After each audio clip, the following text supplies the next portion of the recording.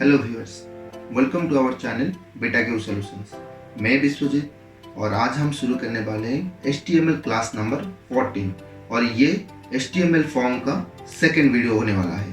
इस वीडियो में हम बात करने वाले हैं फॉर्म के और भी कुछ कंपोनेंट्स के बारे में और उसके एट्रीब्यूट्स के बारे में। तो आज का क्लास शुरू करने से पहले अगर आप हमारे चैनल पर नए हैं तो हमारे चैनल को सब्सक्राइब कर लीजिए और पास में जो नोटिफिकेशन का आइकन है उसे भी प्रेस कर लीजिए ताकि हमारे चैनल पे जो नए वीडियो अपलोड किए जाएंगे उसका नोटिफिकेशन आपको पहले मिल सके। तो चलिए शुरू करते हैं आज का क्लास। आज के वीडियो में हम बात करेंगे सिलेक्ट टैग के बारे में। ये भी एक फॉर्म का बहुत ही इम्पोर्टेंट कंपोनेंट है। सिलेक्ट टैग ये यूज किया जाता है drop down menu, drop down list दिखाने के लिए किसी फॉर्म में ये यूज किया जाता है। Select tag open, select tag close, but इसके अंदर एक और भी टैग यूज किया जाता है, that is the option tag. So option के साथ ये काम करता है। सिलेक्ट और ऑप्शन को आपको एक साथ लिखना पड़ेगा। सो सिलेक्ट टैग के अंदर ऑप्शन टैग को रखे जाएंगे जिससे आपका ड्रॉप डाउन लिस्ट बनेगा। सो एग्जाम्पल में देख लीजिए, पहले तो ऐसे सिलेक्ट टैग, उसके बाद ऐसे ऑप्शन रखे जाएंगे, जितने ऑप्शन चाहिए उस तरह से ऑप्शन रहेंगे और एंड में आपका सिलेक्ट टैग रहेगा। ये वाला एग्जाम्पल मैं अभी कोड के साथ करके आपको दिखाता हूँ। ये मेरा ड्रीम ओवर एडिटर है। यहाँ पे पहले मैं एक फॉर्म टैग शुरू कर लेता हूँ, फिर फॉर्म टैग क्लोज। जब भी आप फॉर्म का काम करते हैं हमेशा form tag open, form tag close रहना चाहिए। उसके अंदर मैं इसे सिलेक्ट टैग यूज कर रहा हूँ। Select tag open, select tag close. So हमें कुछ वैल्यू दिखाने के लिए सिलेक्ट टैग में ऐसे ऑप्शन टैग रखना पड़ेगा उसके अंदर। ऐसे सपोज मान लो कि हमने यहाँ पे लिस्ट ऑफ कंट्री नेम दिखा रहे हैं, ऑप्शन। सो वैसे ऑप्शन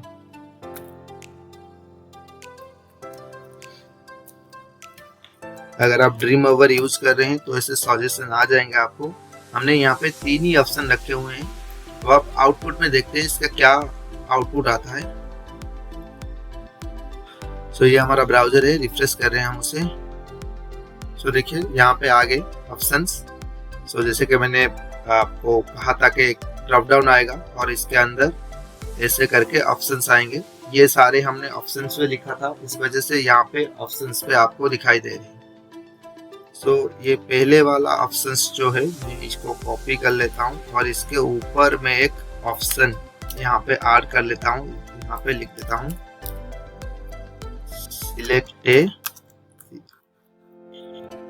सिलेक्ट ए कंट्री। सो देखिए ब्राउजर पे क्या आता है अभी। सो देखिए यहाँ पे सिलेक्ट ए कंट्री, यहाँ पे पहला ऑप्शन आएगा और यहाँ पे कंट्री का लिस्ट आएगा। जो भी कंट्री आप चूज करेंगे यहाँ पे ड्रॉप डाउन पे सिलेक्ट हो जाएगा आपका। सो ये होता है सिलेक्ट बॉक्स, जिससे आप ऐसे drop down menus, drop down list बना सकते हैं HTML से। और एक चीज है, जो हम यहाँ पे लिख रहे हैं वही वैल्यू हमें, वही टेक्स्ट हमें यहाँ पे दिखा रहे हैं, पर प्रोग्रामिंग के हिसाब से हमें यहाँ पे एक वैल्यू ऑप्शन ऐड करना पड़ेगा, वैल्यू एट्रीब्यूट ऐड करना पड़ेगा। सो वैल्यू में हम क्या रखेंगे, सो इस हिसाब से वैल्यू हमें देना पड़ेगा। तो मान लीजिए यहाँ पे हमने इंडिया लिखा है और IND यहाँ पे वैल्यू पे हमने इंडिया दिया हुआ है और यहाँ पे हमने IND लिखा हुआ है। तो आउटपुट में देखिए क्या आता है। सो देखिए यहाँ पे, सो हमने यहाँ पे IND लिखा था तो इस वजह से IND आएगा, पर जो वैल्यू में हमने लिखा था, यहाँ पे हम वैल्यू में डिफाइन किए थे, ये प्रोग्रामेटिकली जब फॉर्म सबमिट होगा डाटाबेस को या किसी जगह पे दिखाने के लिए, ये वाला वैल्यू पे जो ऑप्शन रहेगा वो वाला सेंड होगा। पर ये ऑप्शन टैग के अंदर जो टेक्स्ट लिखा जाएगा वो आपको स्क्रीन पे, ब्राउजर पे दिखेगा, पर ये वाला जो वैल्यू के साथ दिया जाएगा ये डाटाबेस में जाने के लिए या फिर आगे हम करेंगे इस पे काम, डाटाबेस में सेव करेंगे या कहीं पे इस वैल्यू को डिस्प्ले करवाएंगे, तो वैल्यू में जो टेक्स्ट जाएगा वही वाला टेक्स्ट ट्रांसफर होगा जब ये फॉर्म सबमिट होगा। ओके, और इसके अंदर जो फॉर्म में जो टेक्स्ट है वो सिर्फ दिखाने के लिए है स्क्रीन के ऊपर। जैसे कि हमने यहाँ पे IND लिखा था तो आपको IND दिखाएगा, बट जब हम फॉर्म सबमिट करेंगे और IND चूज करेंगे, एक्चुअली में सबमिट होगा वैल्यू इंडिया। नेक्स्ट पेज पे इंडिया वाला ऑप्शन ही जाएगा। सो जब भी आप ऐसे फॉर्म पे काम कर रहे हैं तो आपको रिकमेंडेड है कि जब आप सिलेक्ट यूज करें तो सिलेक्ट में ऑप्शन के साथ ये वैल्यू और ये ऑप्शन, ये दो आपको रखना पड़ेगा। एक तो वैल्यू डिफाइन करना पड़ेगा, दूसरा उस वैल्यू के अंदर जो ऑप्शन रहेगा उसको भी डिफाइन करना पड़ेगा। सिलेक्ट टैग के कुछ एट्रीब्यूट्स होते हैं। पहला एट्रीब्यूट होता है ऑटो फोकस। ये हम पहले भी करके देख चुके हैं, auto focus. So specify that the drop down list should automatically get focused when the page load. जब ये पेज लोड होगा ऑटोमेटिकली सिलेक्ट वाला जो ऑप्शन है वो ऑटोमेटिकली फोकस होके दिखाएगा आपको ब्राउजर पे। देखिए कोड में मैंने यहाँ पे एक सिलेक्ट बॉक्स था, यहाँ पे दूसरा सिलेक्ट बॉक्स ऐसे ले लिया। मेरे पास अभी 2 सिलेक्ट बॉक्स है। यहाँ पे मैं कर रहा हूँ कंट्री 1, यहाँ पे मैं कर रहा हूँ कंट्री 2, और दूसरे वाले सिलेक्ट को मैंने यहाँ पे कर दिया ऑटो फोकस। ये एक ओपन एट्रीब्यूट है, तो auto focus equal to auto focus लिखने की जरूरत नहीं है, बस ऑटो फोकस ही रखिए, काम करेगा। सो देखिए यहाँ पे मैं रिफ्रेश कर रहा हूँ। देखिए ये मेरे 2 एट्रीब्यूट्स 2 सिलेक्ट थे, और देखिए जब मैं रिफ्रेश करूंगा बाय डिफॉल्ट सेकंड वाला जो सिलेक्ट है ऑटोमेटिकली फोकस होके रह रहा है, क्योंकि हमने सिलेक्ट वाले टैग पे ऑटो फोकस एट्रीब्यूट यूज किया है। सो इसलिए ऑटो फोकस होके ऑटोमेटिकली रह रहा है। सो नेक्स्ट एट्रीब्यूट होता है सिलेक्ट का डिसेबल्ड। सो डिसेबल क्या करता है, कंप्लीटली जो ड्रॉप डाउन लिस्ट होता है उसको डिसेबल कर देता है। तो किसी भी पर्पोज के लिए यूज नहीं होगा, फॉर्म पे रहेगा, वैल्यू दिखाएगा, पर आप वहाँ पे कोई वैल्यू सिलेक्ट नहीं कर सकते। और यहाँ पे अगर फॉर्म सबमिट किया जाएगा तो ये वैल्यू कहीं पे ट्रांसफर नहीं होगा, बस फॉर्म के ऊपर आपको दिखाएगा। तो select is equal to disable, ये भी एक ओपन एट्रीब्यूट है, तो आपको इस तरह से लिखना पड़ेगा सिलेक्ट डिसेबल। सो देखिए पहले वाला जो सिलेक्ट है उसी को ही मैं डिसेबल कर रहा हूँ। सो डिसेबल इक्वल टू डिसेबल लिख सकते हैं, या फिर खाली भी डिसेबल लिखिए फॉर्म HTML5 के हिसाब से, कोई प्रॉब्लम नहीं है। सो देखिए ये वाला ऑप्शन अभी डिसेबल हो गया। ये सिलेक्ट 2 का जो था कंट्री 2 का ये सिलेक्ट हो रहा है, पर ये वाला ऑप्शन ये सिलेक्ट नहीं हो पा रहा है, ये अभी कंप्लीटली डिसेबल्ड हो गया। उसी तरह और एक एट्रीब्यूट है मल्टीपुल। सो मल्टीपुल यहाँ पे क्या करेगा, एट ए टाइम आप मल्टीपुल वैल्यू चूज करने के लिए ये आपको ऑप्शंस देगा मल्टीपुल पे। तो आपका बस लिखना होगा सिलेक्ट के साथ मल्टीपुल।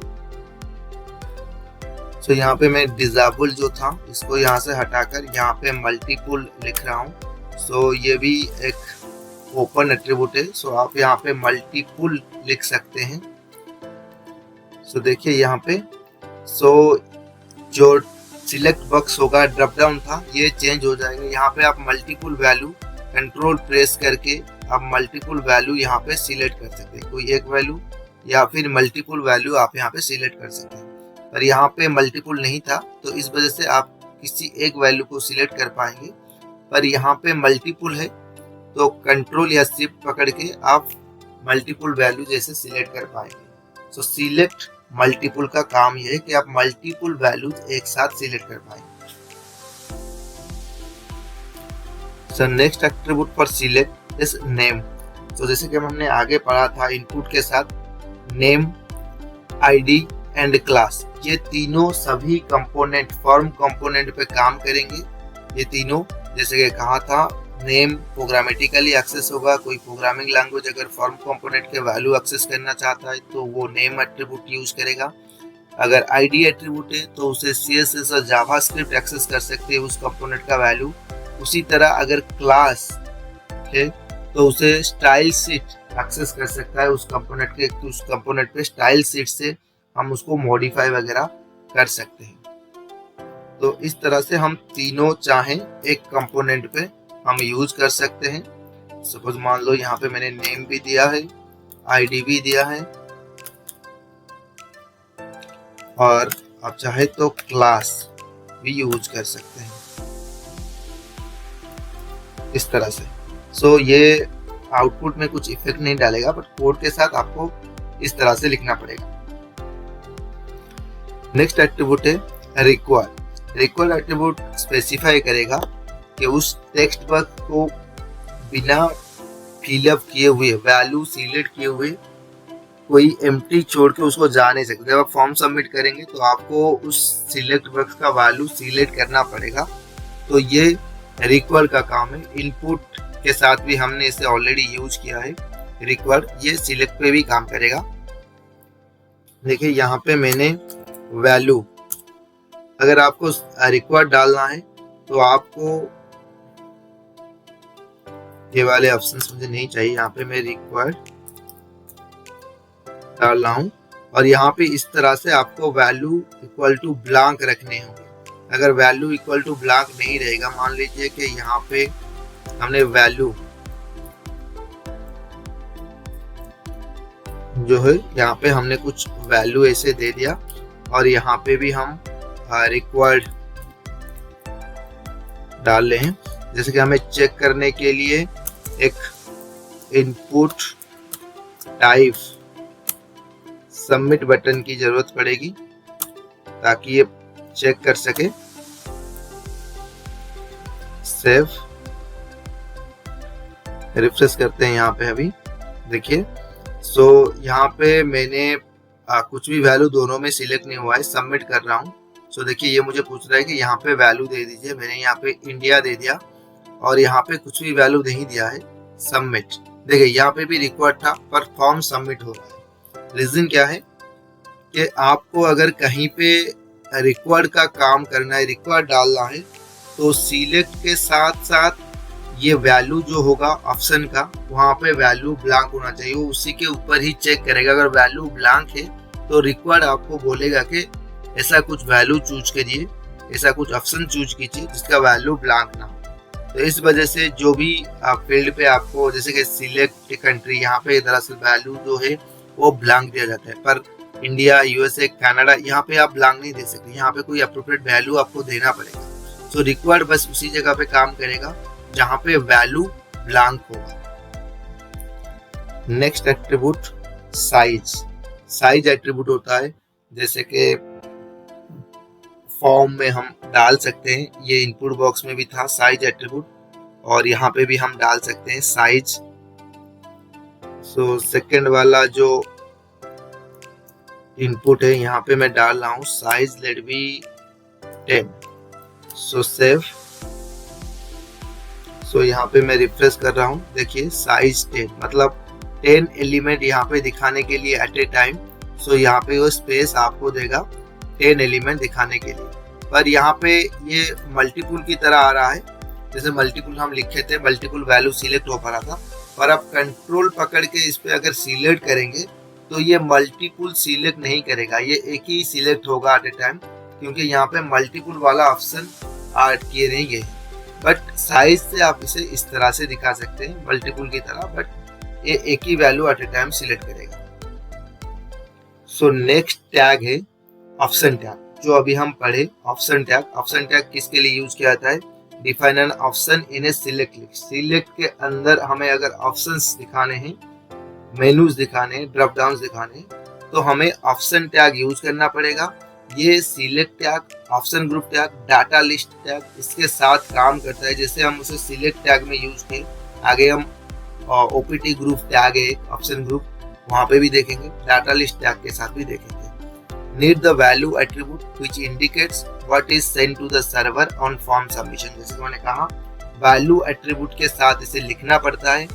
जो वैल्यू वहां पे रहेगा, ऑप्शंस का वैल्यू, वही वैल्यू सर्वर पे सेंड होगा जब आप फॉर्म सबमिट करेंगे। सो एग्जांपल आपको इस हिसाब से लिखना पड़ेगा। ऑप्शन वैल्यू, जो वैल्यू आपको देना है यहाँ पे दीजिए, और ऑप्शन टैग के अंदर आपको वही टेक्स्ट लिखना है जो उस ड्रॉप डाउन लिस्ट में डिस्प्ले करेगा।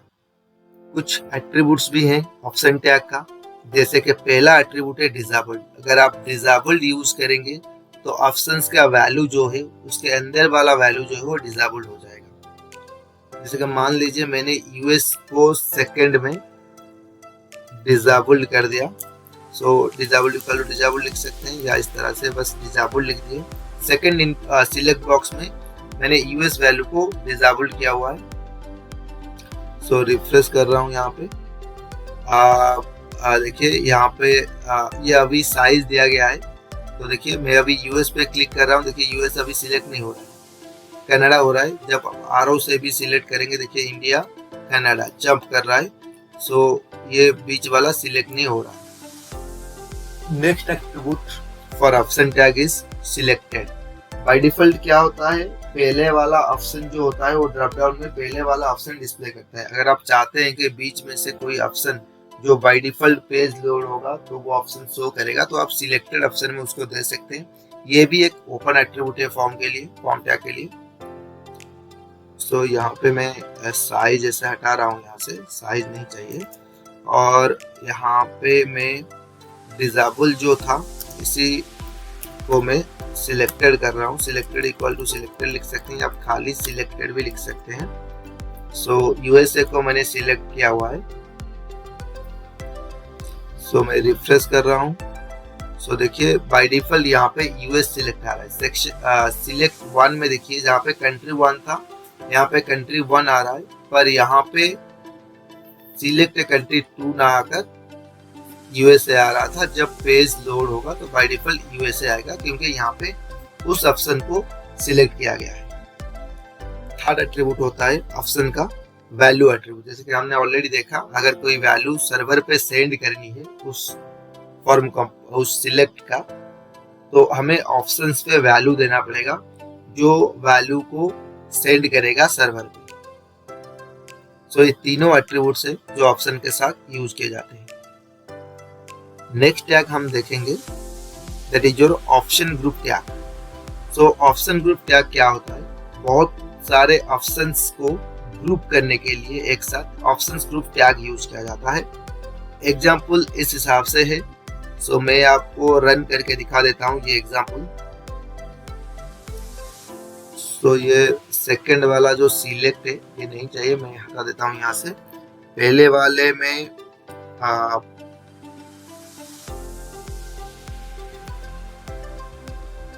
देखिए मैंने यहाँ पे सिलेक्ट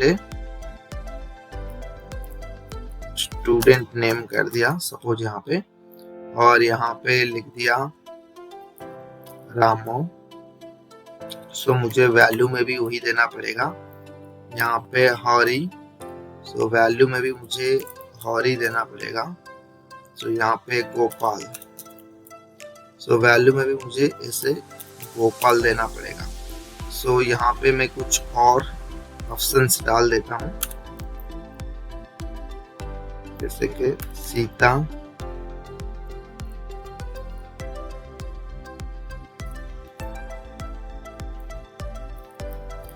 गीता,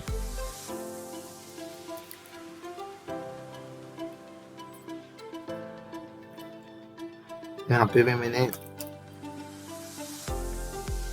3 गर्ल्स के नाम डाल दिए। और यहाँ पे मैं क्या करूँगा, ऐसे ऊपर इसके यहाँ पे मैं एक ऑप्शन ग्रुप बनाऊंगा, OPT ग्रुप GROUP, और यहाँ पे मैं एक लेवल टैग यूज करूँगा। सो यहाँ पे मैं लिख रहा हूँ लेट बी बॉयज।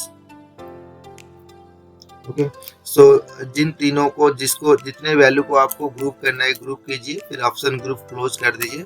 फिर इसके बाद मैंने फिर से एक ऑप्शन ग्रुप ऐड किया, level girls. So close option. अब देखते हैं आउटपुट पे। सो रिफ्रेश। सो देखिए यहाँ पे आ गया सिलेक्ट स्टूडेंट नेम। जब मैं यहाँ पे जाऊंगा देखिए बॉयज, तो बॉयज में से किसी को भी मैं सिलेक्ट कर पा रहा हूँ, बट ऑप्शन ग्रुप में जो लिखा जाएगा वो सिलेक्ट नहीं होगा। उसी तरह गर्ल्स में भी मैं बस ऑप्शन चूज कर पाऊंगा, सिलेक्ट कर पाऊंगा, पर ये ऑप्शन ग्रुप वाला ऑप्शन यहाँ पे सिलेक्ट नहीं होगा। सो ये होता है ऑप्शन ग्रुप। किसी को ग्रुप करने के लिए किसी कंपोनेंट को आप यूज कर सकते हैं ऑप्शन ग्रुप, बहुत सारे ऑप्शंस को ग्रुप करने के लिए। नेक्स्ट अब हम देखेंगे text area tag. Text area tag किसके लिए यूज किया जाता है? So defines a multi line text input control. मतलब हम अभी जो इनपुट कंट्रोल यूज कर रहे थे उसमें हम सिंगल लाइन लिख पा रहे थे, मतलब अगर एंटर देके कोई भी हम टेक्स्ट वहां पे लिख नहीं पा रहे थे। पर यहाँ पे टेक्स्ट एरिया से आप मल्टीपल लाइन लिखने के लिए एक कंपोनेंट आएगा जिसमें आप multiple line by pressing enter आप लिख सकते हैं। एग्जाम्पल में देखिए कि टेक्स्ट एरिया, इसे क्लोज रहेगा टेक्स्ट एरिया का, इसे आपको एक डिफॉल्ट टेक्स्ट एरिया पे आ जाएगा। आप वैल्यू वहां पे एंटर कर सकते हैं बाय प्रेसिंग द एंटर की। सो सिलेक्ट मुझे नहीं चाहिए अभी, सो मैं यहाँ पे टेक्स्ट एरिया, ऐसा text area open, text area close, बस इतना ही लिख रहा हूँ। सो यहाँ पे रिफ्रेश कर रहा हूँ। सो देखिए यहाँ पे आ गया। जब पेज लोड होगा तो इस हिसाब से टेक्स्ट एरिया आएगा। आप ये जो बटन कर्नर है आप उसको ऐसे ड्रा कर सकते हैं तो ये बड़ा हो जाएगा। इसमें आप कुछ भी लिख सकते हैं by pressing lines enters. So enter press करके आप मल्टीपल लाइन्स यहाँ पे लिख सकते हैं। सो ये होता है टेक्स्ट एरिया, मल्टीपल लाइन्स लिखने के लिए यूज किया जाता है। टेक्स्ट एरिया के भी कुछ एट्रीब्यूट्स हैं जैसे कि नेम, आईडी एंड क्लास। जैसे कि ये एट्रीब्यूट सभी कंपोनेंट के लिए कॉमन है। टेक्स्ट एरिया नेम, कोई भी नेम आप डिफाइन कर सकते हैं, आईडी कोई भी डिफाइन कर सकते हैं, क्लास कोई भी डिफाइन कर सकते हैं। नेम प्रोग्रामिंग लैंग्वेज के लिए, आईडी स्टाइलशीट और जावास्क्रिप्ट के लिए, और क्लास स्टाइलशीट के लिए यूज होता है। तो उसको छोड़ के और भी एक एट्रीब्यूट है जो है ऑटो फोकस। आप ऑटो फोकस यूज कर सकते हैं जैसे कि हमें सिलेक्ट के साथ किया था। अगर मान लीजिए हमारे पास ऐसे दो टेक्स्ट एरियाज हैं और एक में मैंने लिख दिया ऑटो फोकस, सो ऐसे जब मैं रिफ्रेश करूंगा तो देखिए ऑटोमेटिकली एक एरिया फोकस हो रहा है और कर्सर उसके अंदर ब्लिंक हो रहा है। अगर मैं लिखना चाहूंगा तो इसके अंदर पहले लिख सकता हूँ टेक्स्ट वाले सेकंड वाले टेक्स्ट एरिया में, क्योंकि ये ऑटोमेटिकली फोकस हो रहा है और कर्सर भी उसके अंदर ऑटोमेटिकली जा रहा है। तो this is your auto focus. उसी तरह और भी कुछ एट्रीब्यूट्स हैं जैसे कि कॉल्स एंड रोज। ये कॉलम और रोज ऐड करने के लिए हम यूज करेंगे टेक्स्ट एरिया में।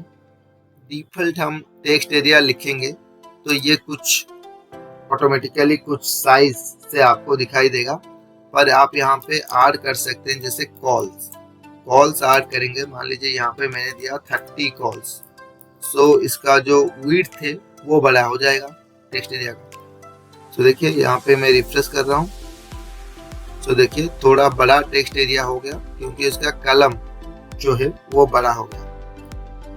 अगर उसी तरह से हम रोज ऐड करेंगे, रोज, तो देखिए मैंने 10 रो, मतलब इसका हाइट जो है वो अभी बड़ा हो गया। देखिए यहाँ पे रिफ्रेश कर रहे हैं, देखिए इसका हाइट अभी बड़ा हो गया। सो आप इसके अंदर कुछ भी ऐसे लिख सकते हैं। सो रोज हाइट और विड्थ बढ़ाने के लिए आपको कॉल्स और रोज यूज करने पड़ेंगे।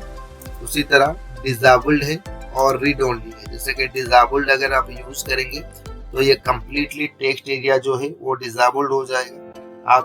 आप उसे कहीं भी किसी भी तरह से यूज नहीं कर सकते। जो वैल्यू है वो सबमिट नहीं होगा, नेक्स्ट पेज पे नहीं जाएगा। पर रीड ओनली पे वैल्यू जो है वो दिखाई देगा। आप उसमें कुछ टाइप नहीं कर सकते हैं फॉर्म के अंदर, पर ये सर्वर पे सेंड होगा। जो भी वैल्यू उसके अंदर होगा ये सर्वर पे ऑटोमेटिकली सेंड होगा। सो देखिए यहाँ पे एक टेक्स्ट एरिया है, मैंने फिर से एक टेक्स्ट एरिया यहाँ पे कॉपी कर लिया।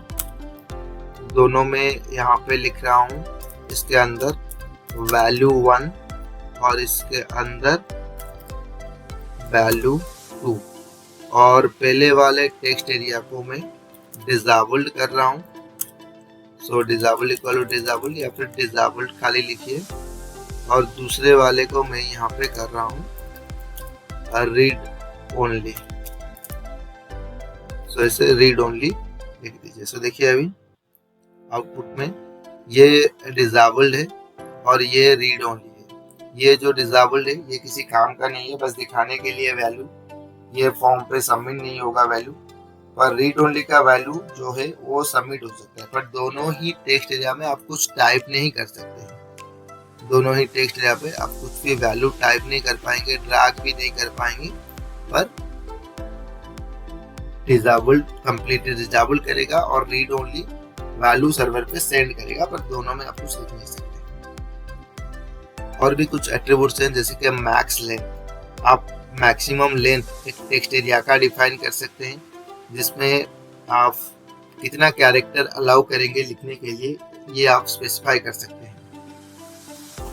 सो यहाँ पे मैं लिख रहा हूँ max LENGTH max length equal to, इसे डबल कोट के अंदर लिख रहा हूँ 10, और ये जो वैल्यू 1 था इसे मैं इसे यहाँ से हटा रहा हूँ, बस मैक्स लेंथ ही डिफाइन कर रहा हूँ। और मैं रिफ्रेश कर रहा हूँ और कुछ वैल्यू यहाँ पे मैं लिखूंगा 1 2 3 4 5 6 7 8 9। देखिए 10 के बाद अब कुछ टाइप करूंगा तो यहाँ पे टाइप नहीं हो रही, मतलब यहाँ पे मैक्सिममली 10 कैरेक्टर वैल्यू यहाँ पे एक्सेप्ट कर रहा है, जो मैंने दिया था वहाँ पे max length equal to 10। Next attribute है प्लेस होल्डर। जैसे कि आप प्लेस होल्डर होता है, ये इनपुट टाइप में भी था प्लेस होल्डर। आप अगर पहले से कुछ हिंट दिखाना चाहते हैं कि इस टेक्स्ट बॉक्स में आपको क्या लिखना है, तो आप टेक्स्ट एरिया के अंदर text area place holder define कर सकते हैं। जैसे कि मैंने यहाँ पे लिख दिया place holder enter only 10 character, बस 10 कैरेक्टर ही आपको एंटर करना है। रिफ्रेश कर रहा हूँ, देखिए यहाँ पे दिखा रहा है एंटर ओनली 10 कैरेक्टर। कर्सर रखूंगा, कुछ भी वैल्यू यहाँ पे टाइप करूंगा, बस 10 कैरेक्टर ही वैल्यू यहाँ पे एंटर करूंगा। सो ये होता है प्लेस होल्डर। नेक्स्ट एट्रीब्यूट होता है रिक्वायर्ड। अगर मैं रिक्वायर्ड यहाँ पे ऐड करूंगा, जैसे सिलेक्ट पे इनपुट पे हुआ था, तो ये बोलेगा कि मस्ट भी आपको वो वाला फील्ड जो है उसमें वैल्यू डालना पड़ेगा, नहीं तो रिक्वायर्ड आपको वहां पे ब्लॉक करेगा सबमिट करने के लिए। REQUIRED रिक्वायर्ड डाल दिया मैंने यहाँ पे, सेव कर रिफ्रेश कर रहा हूँ यहाँ पे। सो देखिए जब मैं सबमिट बटन पे क्लिक करूंगा, ये मुझे यहाँ पे बोलेगा कि please fill out the field. तो यहाँ पे मैं कुछ भी वैल्यू लिखूंगा तो मैं अभी फॉर्म सबमिट कर सकता हूँ। सो ये होता है रिक्वायर्ड विथ टेक्स्ट एरिया। सो ये टेक्स्ट एरिया के एट्रीब्यूट्स थे जो यूज किए गए। नेक्स्ट टैग हम देखेंगे बटन टैग। सो बटन एक इनपुट टाइप बटन जो हम डिफाइन कर रहे थे, इनपुट टाइप बटन और सबमिट जो भी हम बटन बना रहे थे इनपुट यूज करके, ये उसी तरह का है।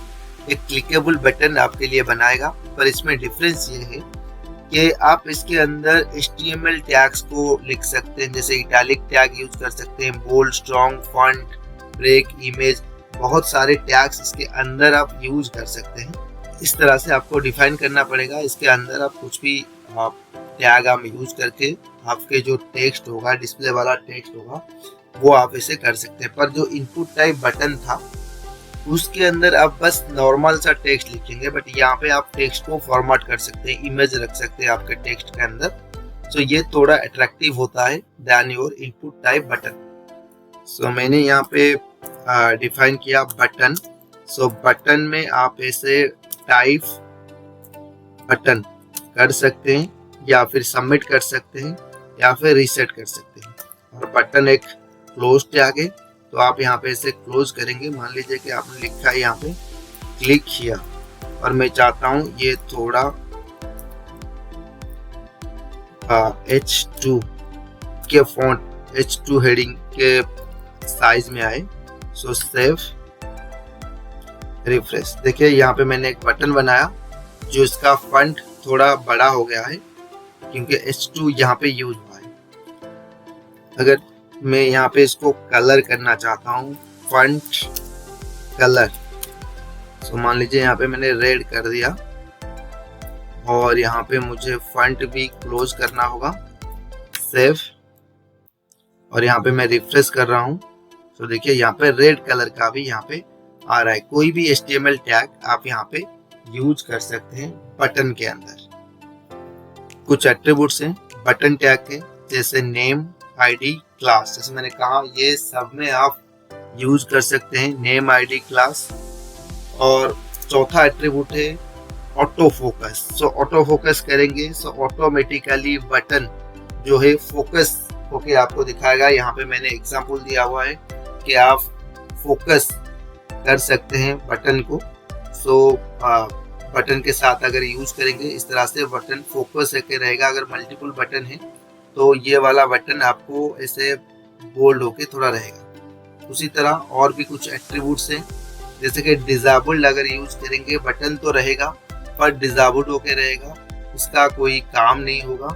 उसी तरह टाइप, जैसे कि मैंने कहा बटन टाइप, बटन मैंने सबमिट बटन टाइप बटन मैंने डिफाइन किया था एग्जांपल में, पर आप यहाँ पे सबमिट यूज कर सकते हैं, रीसेट यूज कर सकते हैं। सबमिट का मतलब है वो फॉर्म सबमिट होगा फिर सर्वर पे वैल्यू सेंड करेगा, सबमिट अगर यूज करेंगे। रीसेट वाला काम करेंगे तो वैल्यू क्लियर करने के लिए आप यूज कर सकते हैं। फॉर्म एक्शन आप यूज कर सकते हैं बटन के साथ।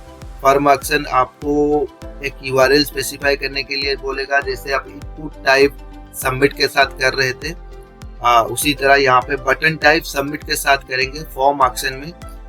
अगर आपने कोई पाथ यहाँ पे दे दिया तो आप जब बटन क्लिक करेंगे, सबमिट वाला बटन होना चाहिए, क्लिक करेंगे तो ये उसी URL पे आपको मूव करके ले जाएगा फॉर्म एक्शन। उसी तरह नेक्स्ट एट्रीब्यूट है बटन टैग का फॉर्म टारगेट। जैसे अगर फॉर्म सेम विंडो में ओवरलैप हो रहा है, अगर आप उसे अलग सा विंडो में ओपन करना चाहते हैं तो आप टारगेट दे सकते हैं, form target is equal to underscore blank. ये इनपुट टाइप सबमिट में भी काम कर रहा था, यहाँ पे बटन टाइप सबमिट में भी काम करेगा।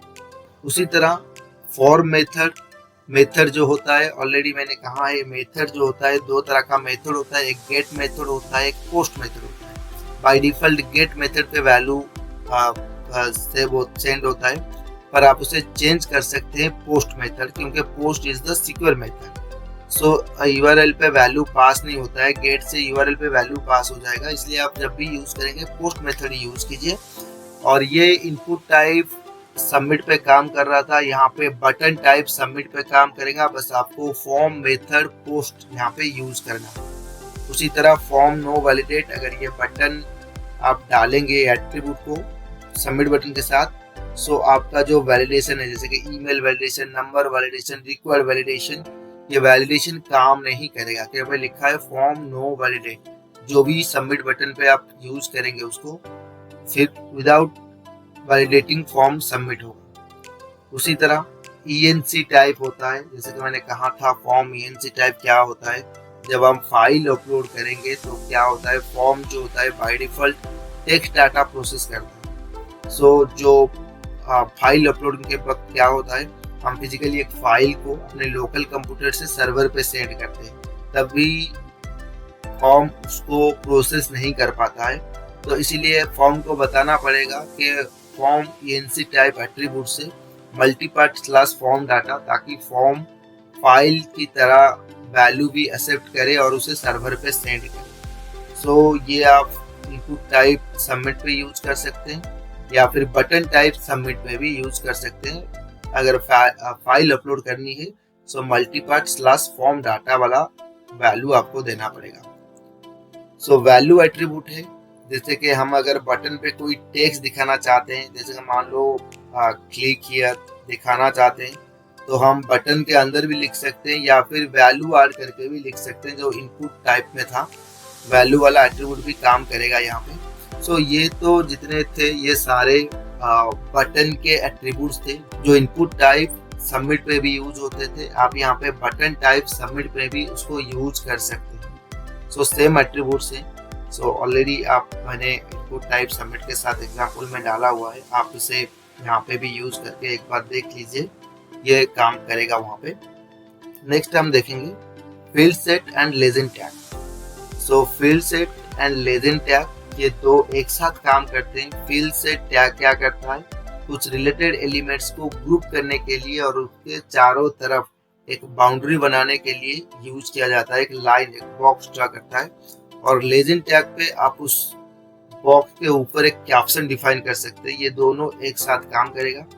फॉर एग्जांपल इस तरह से फील्ड सेट आप डिफाइन करेंगे, लेजेंड उसके अंदर रखेंगे, उसके अंदर सारा फॉर्म कंपोनेंट रहेगा। सो कोड पे एक एग्जांपल करके देखते हैं इसका। सो मैंने यहाँ पे जैसे करके जेंडर लिया हुआ है। सो यहाँ पे एक इनपुट रखा है, इनपुट टाइप भी रेडियो, नेम रखा है इट भी GEN, और यहाँ पे लिखा है मेल, और ये इस तरह से होना चाहिए। मुझे यहाँ पे मैं स्पेस ऐड कर रहा हूँ और यहाँ पे लिख रहा हूँ इनपुट टाइप रेडियो और नेम सेम रख रहा हूँ जेन, और यहाँ पे मैं वैल्यू रख रहा हूँ फीमेल। सो जब मैं पेज रन करूँगा सो देखिए यहाँ पे जेंडर आ रहा है मेल फीमेल। ओके, सो मैं इसको इस तरह से भी लिख सकता हूँ जैसे कि फील्ड सेट। सो अगर मैं फील्ड सेट यूज करूँगा, सो field set open, field set close. So output देखिए जैसे कि हम पढ़े थे, एक बाउंड्री ड्रॉ करेगा। सो पूरा बाउंड्री पूरा फॉर्म का ड्रॉ कर रहा है लेफ्ट से लेकर राइट तक, क्योंकि हमने कहीं पे विड्थ मेंशन नहीं किया है इसलिए पूरा पेज लेफ्ट से राइट तक कर रहा है। और इसके अंदर हम लेजेंड यूज करेंगे। सो यहाँ पे हम लिख रहे हैं जेंडर, सेव। सो देखिए इस तरह से ये फील्ड सेट और ये उसका लेजेंड, तो इस तरह से आपको दिखाई देगा। आप ग्रुप कर सकते हैं कोई भी मल्टीपल आइटम्स को, फॉर्म आइटम्स को इस तरह से ग्रुप करना हुआ तो आप इसे ग्रुप करके भी लिख सकते हैं। कुछ एट्रीब्यूट्स होते हैं जो फील्ड सेट में यूज किए जाते हैं, जैसे कि नेम, आईडी, क्लास, ये कॉमन है यूज किए जाते हैं। डिसेबल्ड अगर यूज करेंगे पूरा का पूरा जो ग्रुप आपने डिफाइन किया है ये डिसेबल्ड हो जाएगा, बस स्क्रीन पे दिखाएगा बट ये फॉर्म सबमिट पे काम पे नहीं आएगा। सो ये चारों एट्रीब्यूट्स हैं जो काम करेगा फील्ड सेट के साथ। सो नेक्स्ट हम देखेंगे लेवल टैग। सो लेवल टैग क्या होता है, अगर आपको कहीं पे कुछ टेक्स्ट वगैरह फॉर्म के अंदर लिखना होता है, जैसे कि एंटर योर नेम से फॉर्म कंपोनेंट होता है उसके बाहर कुछ टेक्स्ट लिखना होता है, तो आप ऐसे लेवल टैग यूज कर सकते हैं। एग्जांपल पे देखिए ऐसे लेवल सम टेक्स्ट, कुछ टेक्स्ट आप लिख के भी डिस्प्ले कर सकते हैं। जैसे कि इस तरह से मान लीजिए लेजेंड यहाँ पे डिफाइन हुआ और मैं लिख रहा हूँ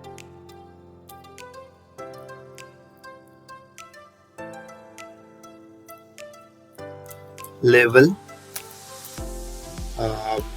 इसके अंदर लिख रहा हूँ सिलेक्ट योर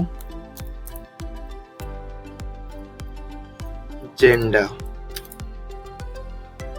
और मैं रिफ्रेश कर रहा हूँ तो ये इस तरह से आपको दिखाएगा लेवल टैग। सो कुछ एक्स्ट्रा आउटपुट तो नहीं आएगा, नॉर्मल टेक्स्ट की तरह दिखाएगा, पर फॉर्म में रिकमेंडेड किया गया है अगर आपको कहीं पे टेक्स्ट लिखना है, नॉर्मल सा टेक्स्ट लिखना है, तो आप इंस्टेड ऑफ पैराग्राफ ना लिख के पैराग्राफ स्पान ऐसा यूज ना करके यूज कीजिए लेवल।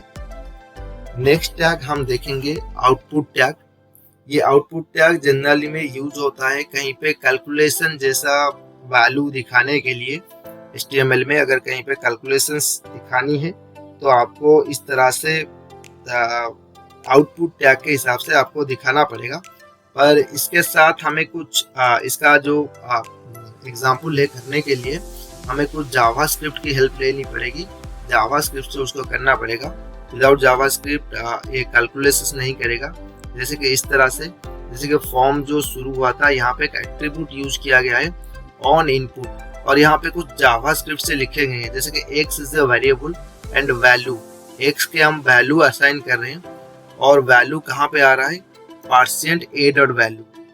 परसेंट का मतलब है फोर्सफुली कुछ भी वैल्यू आता है, मतलब ए डॉट वैल्यू से अगर कुछ भी वैल्यू आएगा तो ये बाय फोर्स उसको इंटीजर में कन्वर्ट करेगा और उसको ऐड करेगा परसेंट। उसी तरह बी डॉट वैल्यू, मतलब बी डॉट वैल्यू से जो वैल्यू आएगा, ए डॉट वैल्यू से जो ए बी से जो वैल्यू आएगा उसको इंटीजर में कन्वर्ट करेगा, उसको ऐड करेगा, फिर एक्स में स्टोर करेगा। सो ये स्क्रिप्टिंग के सिंटैक्स है। और इनपुट टाइप हमने डिफाइन किया हुआ है। देखिए यहाँ पे जो ए था ये था, यहाँ पे दिखाया गया है इनपुट टाइप रेंज और आईडी ए, मतलब इसका नाम है ए जिसका वैल्यू है 50 और यही 50 जा रहा है ए डॉट वैल्यू पे और परसेंट में कन्वर्ट हो रहा है इंटीजर पे। उसी तरह यहाँ पे सेकंड इनपुट लिया है जिसका नाम है बी और इसी का वैल्यू जो ऊपर लाइन में हमने लिखा है A dot value B dot value, ये वहीं पे दोनों वैल्यू जा रहे हैं, एडिशन हो रहा है और यहाँ पे बस दिखाया गया है प्लस और इक्वल टू, और आपको आउटपुट में वैल्यू यहाँ पे शो कर रहा है। सो आउटपुट में हमने लिखा है नेम इक्वल टू एक्स, मतलब ऊपर वाला जो लाइन था एक्स डॉट वैल्यू जहाँ पे वैल्यू स्टोर हुआ था यहाँ पे वैल्यू असाइन हो रहा है और ये एंड में फॉर्म का क्लोजिंग। ये वाले हम थोड़ा करके भी देखते हैं एग्जाम्पल में।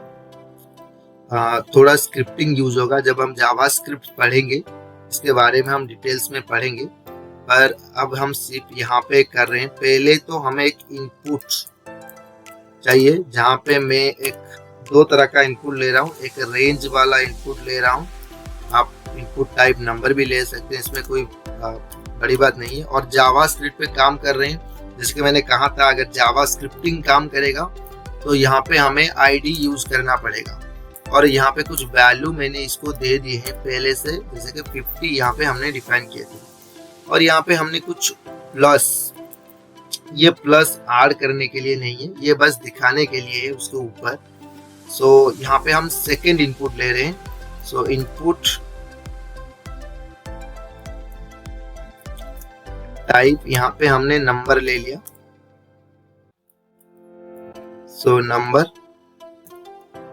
और इसको मैंने नाम दे दिया यहाँ पे, जैसे कि कहा जावास्क्रिप्ट एक्सेस करेगा, स्क्रिप्टिंग एक्सेस करेगा, तो यहाँ पे आईडी दिया जा रहा है और वैल्यू यहाँ पे हमने मान लो 10 दे दिया। सो ये हो गए हमारे दो इनपुट। और जो प्लस और इक्वल दिए गए ये एक्चुअली में ऐड नहीं करेगा, बस स्क्रीन पे दिखाने के लिए मैंने प्लस दिया है और ये दो स्क्रीन पे डिस्प्ले करेगा। सो यहाँ पे हम कैलकुलेशंस के लिए एक एट्रीब्यूट यूज करेंगे ऑन इनपुट, मतलब अगर कहीं पे इनपुट आ रहा है सो उस पे काम करेगा ऑन इनपुट। ये जावास्क्रिप्ट के वैल्यू को प्रोसेस करने के लिए यूज किया जाता है।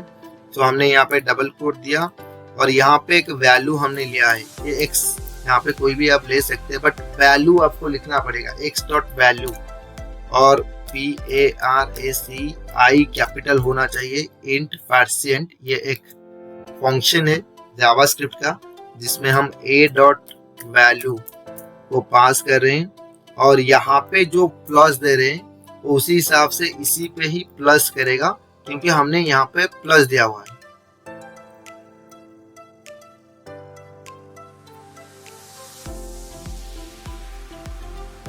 INT और यहाँ पे हमने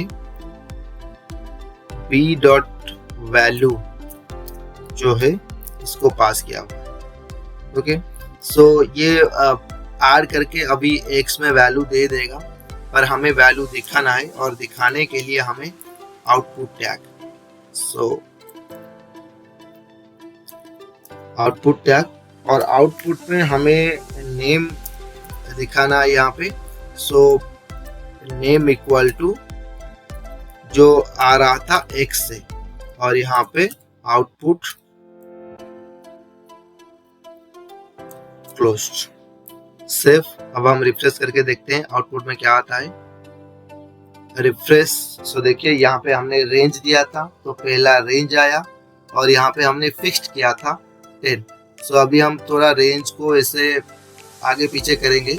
सो देखिए यहाँ पे ऐसे वैल्यू चेंज हो रहा है और उसी तरह अगर ये वाले वैल्यू को भी हम आगे पीछे करेंगे वैल्यू ऐसे चेंज होगा। सो ये है आउटपुट टैग का काम। सो ये यहाँ पे आउटपुट से वैल्यू आपको शो कर रहा है। सो ऐसे किस तरह का कैलकुलेशंस करने के लिए आपको आउटपुट टैग की हेल्प लेनी पड़ेगी, जिसके लिए थोड़ा बहुत स्क्रिप्ट चाहिए। हम स्क्रिप्ट पढ़ेंगे, स्क्रिप्ट का वीडियो भी हम आगे देखेंगे, तो वहाँ पे हम स्क्रिप्ट भी, जावा स्क्रिप्ट भी सीखेंगे, तब आप आउटपुट से कुछ ज़्यादा इस तरह से काम कर सकते हैं। सो नेक्स्ट टाइम हम देखेंगे डाटा लिस्ट टैग। जैसे कि हमने आगे पढ़ा था, जो ऑप्शन टैग है वो सिलेक्ट के साथ भी काम कर सकता है, ओपीटी ग्रुप के टैग के साथ भी काम कर सकता है, और एक डाटा लिस्ट टैग है जिसके साथ काम कर सकता है। ये डाटा लिस्ट किसके लिए यूज होता है? ये प्री डिफाइंड ऑप्शंस बनाने के लिए यूज होता है। जैसे कि लिस्ट टैग में क्या होता था, जो हम सिलेक्ट से बनाते थे, उसमें हम लिस्ट बनाते थे और उन्हीं में से कुछ ही लिस्ट हम सिलेक्ट कर पाते थे। पर डाटा लिस्ट में क्या होगा, आपको बोथ हो काम करेगा। ये आप सिलेक्ट भी कर पाएंगे और वहां पे चाहे तो कुछ लिख भी पाएंगे। ये ऑटो कंप्लीट फीचर की तरह आपके लिए काम करेगा। और एग्जाम्पल इस हिसाब से आप करेंगे। इनपुट लिस्ट, यहाँ पे इनपुट टैग भी यूज होगा, डाटा लिस्ट टैग भी यूज होगा। मैं आपको एग्जाम्पल करके दिखा देता हूँ, बेटर समझ में आएगा। सो ये वाला मुझे नहीं चाहिए यहाँ पे, और यहाँ पे इसे 2 में हटा रहा हूँ। पहले तो यहाँ पे मैं इनपुट टैग ले रहा हूँ और यहाँ पे मैं डिफाइन कर रहा हूँ, जैसे कि लिस्ट। हमने जब इनपुट टैग पढ़ा था वहाँ पे हम एक लिस्ट वाले एट्रीब्यूट को छोड़ दिया था। यहाँ पे हम लिस्ट वाला एट्रीब्यूट यूज कर रहे हैं और यहाँ पे मैंने एक वेरिएबल दे दिया, जैसे कि x, कोई भी आप दे सकते हैं। और यहाँ पे मुझे डाटा लिस्ट टैग यूज करने हैं। डाटा लिस्ट एक HTML5 का है और यहाँ पे ID आपको डिफाइन करना होगा, और वो जो ऊपर वाला जो वेरिएबल था x आपको यहाँ पे डिफाइन करना होगा। सो एंड में डाटा लिस्ट आपको क्लोज करना होगा और इसके अंदर आपको डिफाइन करने होंगे ऑप्शन। पर यहाँ पे थोड़े जो ऑप्शंस है ये कुछ अलग तरह से रहेंगे। ऐसे आपको लिखना पड़ेगा ऑप्शन वैल्यू। मान लीजिए एप्पल, सो कुछ फ्रूट्स के नेम यहाँ पे डिफाइन कर रहा हूँ। इस तरह से आपको रखना होगा option value orange, so option value grapes. So इस तरह से आपको ऐसे वैल्यू रखने होंगे। सो आउटपुट पे देखते हैं क्या आता है। अभी रिफ्रेश करते हैं। सो देखिए यहाँ पे ऐसे एक टेक्स्ट बॉक्स आ रहा है। जब मैं माउस लेके जा रहा हूँ, ड्रॉप डाउन आ रहा है, यहाँ पे क्लिक करेंगे तो जो भी वैल्यू है यहाँ पे आ जाएगा। मैंने यहाँ पे ऑरेंज चूज कर दिया। ये यहाँ पे आप सिलेक्ट भी कर सकते हैं। अगर कोई वैल्यू नहीं है, जैसे कि बनाना यहाँ पे नहीं है, तो आप यहाँ से लिख भी सकते हैं। या फिर अगर कोई वैल्यू ऐसे लिख रहे हैं तो ये ऑटोमेटिकली आपको सजेशन पे दिखा देगा। जैसे कि ऑरेंज लिख रहा हूँ तो ऑरेंज यहाँ पे सजेशन पे आ रहा है। आप यहाँ पे भी चूज कर सकते हैं उस ऑरेंज वाले वैल्यू को। सो ये होता है आपका डाटा लिस्ट। आप यहाँ पे 2 काम एक साथ कर सकते हैं। वैल्यू को लिख भी सकते हैं कोई वैल्यू, या फिर आप यहाँ से चूज भी कर सकते हैं और आपको यहाँ पे ऑप्शन भी दिखा देगा। आप यहाँ पे सिलेक्ट भी कर सकते हैं। कुछ लिखेंगे तो ऑटोमेटिकली यहाँ पे आ जाएगा ऑटो कंप्लीट फीचर की तरह। सो नेक्स्ट टैग होता है कीजेन टैग। ये कुछ सिक्योरिटी पर्पज के लिए यूज होता है। जैसे कि लिखा गया यहाँ पे responsible for generating a pair of keys. यहाँ पे इस टैग से 2 की जनरेट होंगे, एक पब्लिक की होगा, एक प्राइवेट की होगा। किसके लिए यूज होगा? एनक्रिप्ट एंड डिक्रिप्ट करने के लिए आपका डाटा। अगर आप सिक्योरली डाटा सेंड करना चाहते हैं सर्वर पे, तो आप ये कीजन वाला टैग यूज करके आप एक की डिफाइन करेंगे, जिस की को आप सर्वर पे सेंड करेंगे जब आपका HTML वाला फॉर्म सेंड होगा। Public key send to the server. Public key जो होता है वो सर्वर पे सेंड होता है along with the submitted form data. Form data के साथ ये जाएगा सर्वर पे। और प्राइवेट की जो होता है आपके लोकल डिवाइस में स्टोर होता है।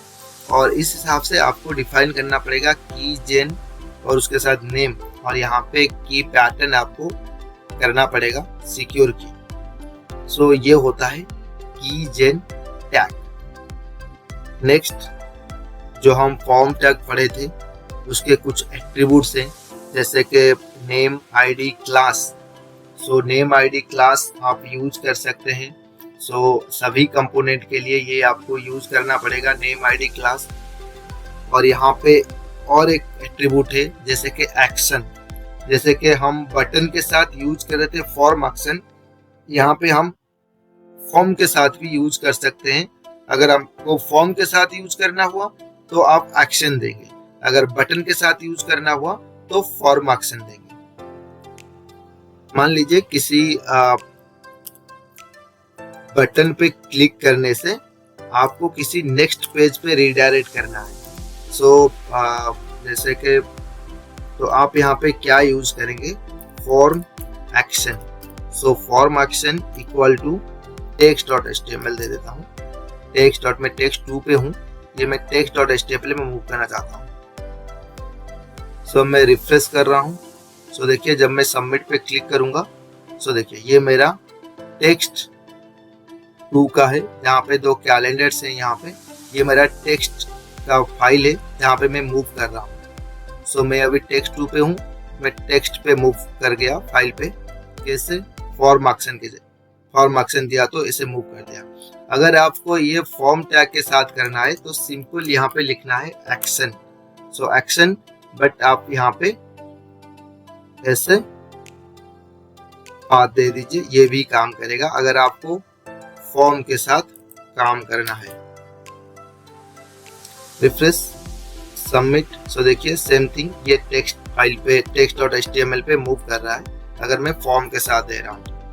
तो अगर बटन के साथ हुआ तो फॉर्म एक्शन, अगर फॉर्म के साथ हुआ तो एक्शन। उसी तरह मेथड है, अगर बटन के साथ आप दे रहे हैं तो आपको देना पड़ेगा फॉर्म मेथड, पर अगर आप फॉर्म के साथ यूज कर रहे हैं तो आपको यहाँ पे देना पड़ेगा मेथड, जिसका वैल्यू आप गेट और पोस्ट चूज कर सकते हैं।